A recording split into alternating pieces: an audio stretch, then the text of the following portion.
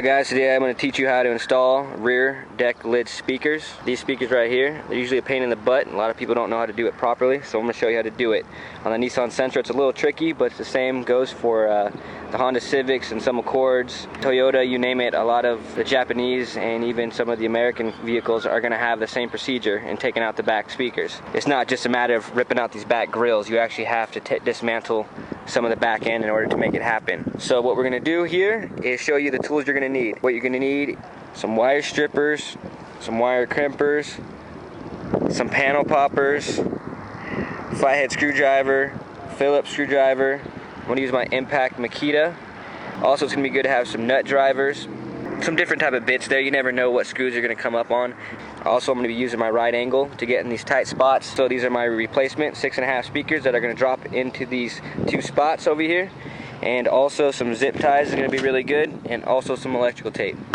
So that's the basic things you're going to need. On some vehicles you might need a full tool set, and actually you need some ratchets and wrenches, but on this vehicle those are not needed. You're going to need some connectors. We're going to be using these female quick disconnects. They're going to go right in the very end of the speaker. They'll just lock into place. They're nice and shielded so they don't short out or anything, so I like to use these.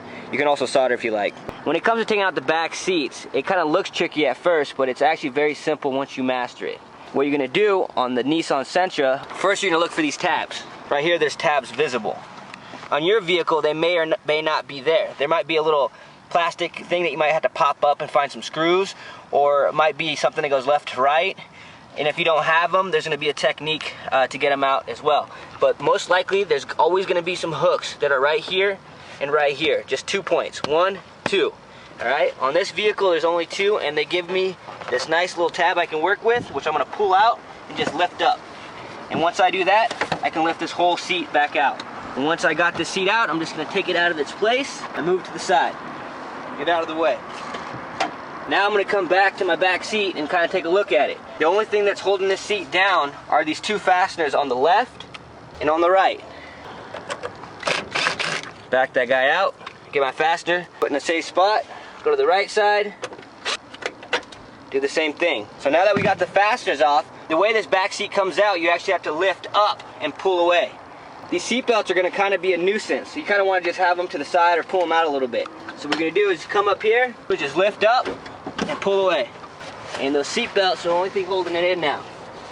So I'm going to get these seat belts, slide them away from the back support, and just pull it out. Get it out of the way. Now that we got that out, we got to worry about getting this rear lid off. You can see all these little fasteners that are actually fastening this down. They have to all come out. So when they come out is with this panel popper. You can find this at any AutoZone, any Shucks O'Reilly, Checkers, you name it. Auto parts stores have it. It's an upholstery clip remover. So what we're going to do is come gently underneath this clip and just pop up. And they come out like that. Just make sure you don't lose them, put them in a safe spot. Take your time. You don't want to break these clips, and then you won't have any left. Sometimes it's a pain in the butt to get underneath these, so you can use a flathead or another panel popper to get underneath and just slide that clip remover right under that. Now you can see we have these little flathead inserts. You can take a flathead or just whatever fits in there and just twirl these right out. They just spin out, lefty loosely. Okay, now that we got those all off, if you have a third brake light like this, they usually clip right out. If not, you'll see a little cap where you can take off the cap and find the Phillips head or 10 mil or whatever fastener is holding it down. So you just want to inspect your third light and see if there's any little flaps that you can open up or caps to take off to release the fasteners that are holding it down. And this one just pulls out. Right here, there's going to be a connector underneath here. It's in a tight spot. And just pops right out. Make sure you don't break that clip. Put your third light in a safe spot. Now it comes time to take off this rear lid. You just got to lift up and pull away. And boom, there you go. I didn't have any back speakers back here, that's why I'm putting some in. So they're already taken out. Alright, now that we got that going on, you're going to come in here, and if you had your speakers that are in there, you're going to go ahead and uninstall them. And this right angle piece is very good. You can find it at any Home Depot, Lowe's. You can try to take a look for them. Even order offline. This one's made by Milwaukee. So if you have tinted back windows, you want to make sure you don't scrape anything up. But I go in here with this right angle and pop it out.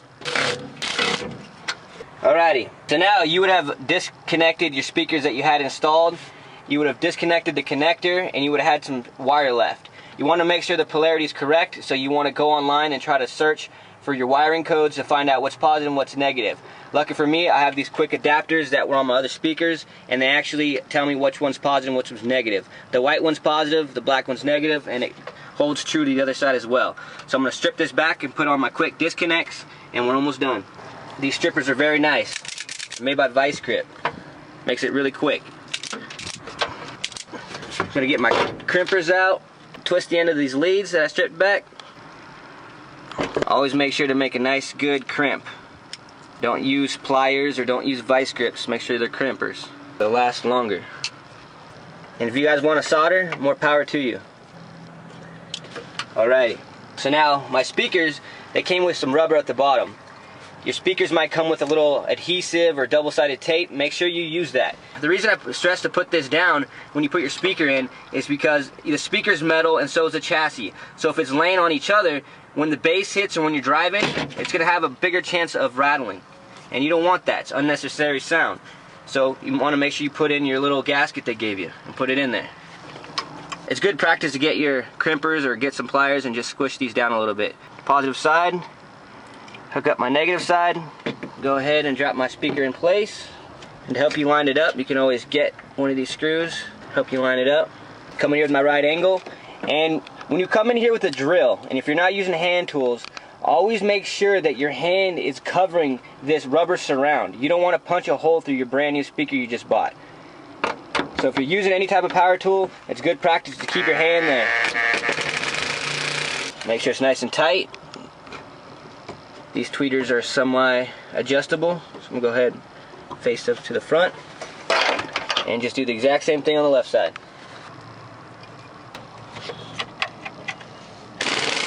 Alright, so now we got our back speakers installed. We can go ahead and repeat the steps on putting it back together. So I'll start with my rear lid. Just like butter. Get all those clips that we took out, pop them in place, put on my third light. Make sure to get that connector in there. You always want to make sure you're putting it in the right spot when you go to clip stuff back in. So just kind of take a look and take a peek on what's going on and try to slide it to where it needs to be. You can hear a clip. Everything's good right there. I'm going to go ahead and get the back support in and then get the lower part and we're done. Safety's always first. You want to make sure your seatbelts are in good order before you snap this all back. You don't want to go and repeat all your steps. So to put this seat back in its spot, I'm going to lift up and just push back and push down.